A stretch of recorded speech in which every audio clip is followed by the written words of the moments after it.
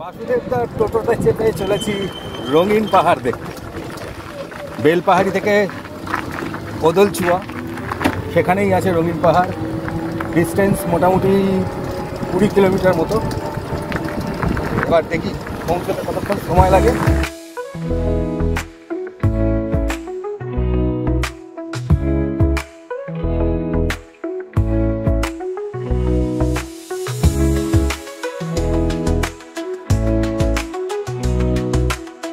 রঙিন পাহাড়ের একদম দোরগোড়া পর্যন্ত টোটো যাবে না। তো ওই পিচের রাস্তা থেকে ডান দিকে একটা ঢালাইয়ের রাস্তা দিয়ে ডান দিকে আমরা এসে তারপরে সেখান থেকে আবার এই যে দেখছেন এরকম পুরো কাঁচা রাস্তা, পাথর ফেলা রাস্তা, সেখান দিয়েও বাসুদেবদা খানিকটা এই টোটোটাকে নিয়ে এসে এইখানে টোটোটা দাঁড় করানো হয়েছে। এইবার বাকিটা আমাদের হেঁটে যেতে হবে। কীরকম রাস্তা একটু দেখাই।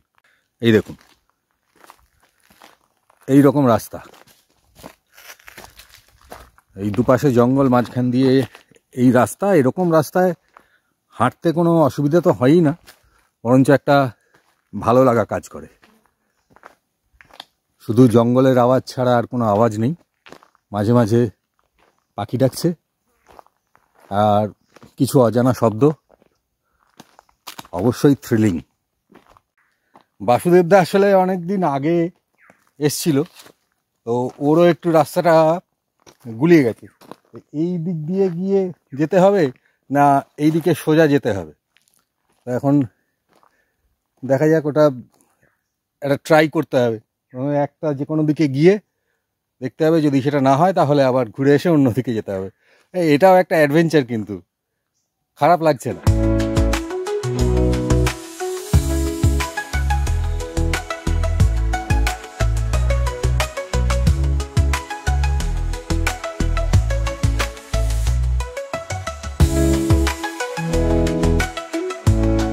এইটাই হবে নাকি? এই রাস্তাটাই মনে হচ্ছে দেখে শুনে।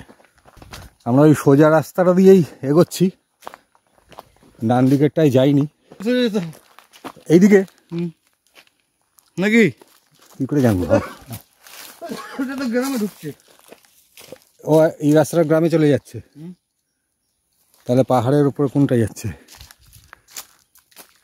একটা ইন্ডিকেশন থাকলে ভালো হতো। যদি একটা বোর্ডও লাগিয়ে দিত তাহলে চলো এইটাতেই যাই, এই দিকটাতেই যাই। আসলে এখনো পপুলার ডেস্টিনেশন হয়নি, তো সেইভাবে লোকজন খুব একটা বেশি আসে না, সেই জন্যে এই খুঁজে খুঁজেই যেতে হচ্ছে আর কি। ও ওইটা বলছে রঙিন পাহাড়, এইটা দিয়ে নামতে হবে। হ্যাঁ, এইখান দিয়ে একটা রাস্তা এসছে। শেষ পর্যন্ত পৌঁছে গেছি ডেস্টিনেশনে। এইটাই রঙিন পাহাড় বলে পরিচিত, কারণ আমি দেখাবো ক্যামেরা ফ্লিপ করে আপনাদের যে এখানে পাথরের গায়ে সাদার উপরে লাল এরকম বিভিন্ন রকম হ্যাঁ রং আছে, সেই জন্যই রঙিন পাহাড় নাম। এই দেখুন, দেখুন কালার, দেখুন একটা জায়গায় ব্ল্যাক, কোথাও ইয়েলো, এই জায়গাটা একটু রেড, বুঝতে পেরেছেন? এই কারণেই রঙিন পাহাড় নাম। আর এর চারপাশটা ভীষণ সুন্দর, একটু ঘুরে দেখাই। ওপর থেকেও তো আপনাদের দেখালাম, এবার নিচে থেকে দেখুন ভিউটা। দেখুন এখানে সব পাথরেই মোটামুটি একটা কালারের প্যাচ আছে, সেই কারণেই রঙিন পাহাড়।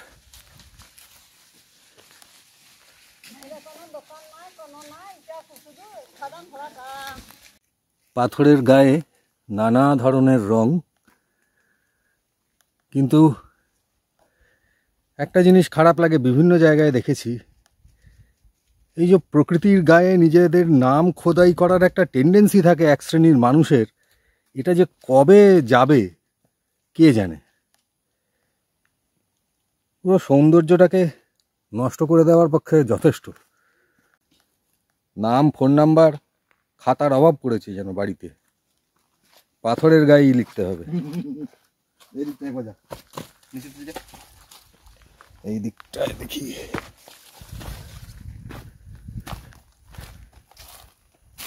বাহ, এইখানে আসার সুলুক সন্ধানটা এবার আপনাদের একটু দিয়ে দিই।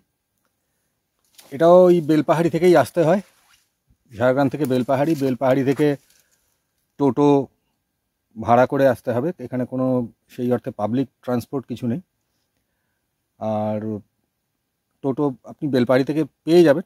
আর না হলে বাসুদেবদার সঙ্গে যদি আসতে চান, বাসুদেবদার ফোন নাম্বার ডিসক্রিপশন বক্সে আমি দিয়ে দেবো।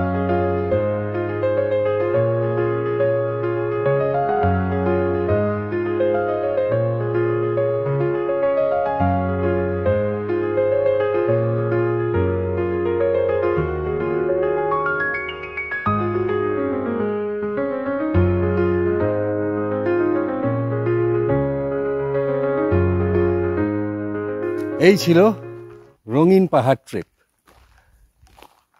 একেবারেই মানে সেই অর্থে নোন ডেস্টিনেশন নয় বলে হয়তো ততটা সিস্টেমেটাইজড নয় এখনো পর্যন্ত, হয়ে যাবে হয়তো ভবিষ্যতে।